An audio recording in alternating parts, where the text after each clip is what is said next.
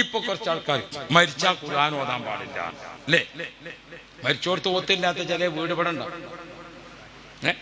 മരിച്ചാൽ എന്തോ ഓതാൻ പാടില്ല? ഖുർആൻ ഓതാൻ പാടില്ല. അപ്പൊ ഞാനിങ്ങനെ ആലോചിച്ചു, ഇവരൊക്കെ മരിച്ചു എന്ന് കേട്ടാൽ നമ്മളിനി എന്താ ചെയ്യുക? നമ്മളിപ്പോ ഒരാൾ മരണ വാർത്ത കേട്ടു, നമ്മളെന്താ ചെയ്യല്? നമ്മൾ ഈ സഭയിൽ ഇപ്പൊ ഒരാൾ വന്നിട്ട് പറയാണ് നമ്മൾ ഇന്ന ആള് മരണപ്പെട്ടു കഴിഞ്ഞു, അത് കേൾക്കുന്നതോടുകൂടെ നമ്മളൊക്കെ എന്ത് ചെയ്യും? ഇന്നാ ലില്ലാഹി വ ഇന്നാ ഇലൈഹി റാജിഊൻ. അത് ഖുർആനാണോ അല്ലേ? അത് ഖുർആനാണോ അല്ലേ? ഒരു മുജാഹിദ് മരിച്ചു എന്ന് കേട്ടാൽ ഇന്നാ ലില്ലാഹി എല്ലാം പറ്റുമോ? എന്തേ ഖുർആൻ ഓതാൻ പറ്റൂല? നമ്മൾ വിഷയങ്ങൾ പഠിക്കണല്ലോ അല്ലേ? ഒരു മുജാഹിദ് മരിച്ചു എന്ന് കേട്ടാൽ ഇന്നാ ലില്ലാഹി എന്ന് ചെല്ലാൻ പറ്റുമോ? പറ്റില്ല. എന്തുകൊണ്ട്? മരിച്ചാൽ ഖുർആൻ ഓതാൻ പറ്റുമോ? പറ്റൂല.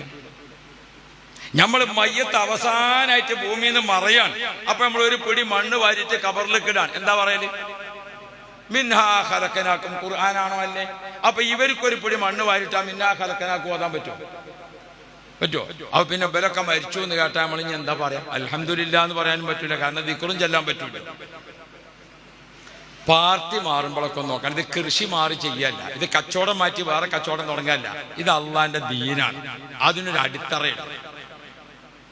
ആദ്യം അള്ളാന്നുള്ളടത്ത് ഉറപ്പിച്ച് നിൽക്കണം. അതാണ് ഔലിയാക്കളെ മദതും ഔലിയാക്കളെ കറാമത്തും സഹായമൊക്കെ.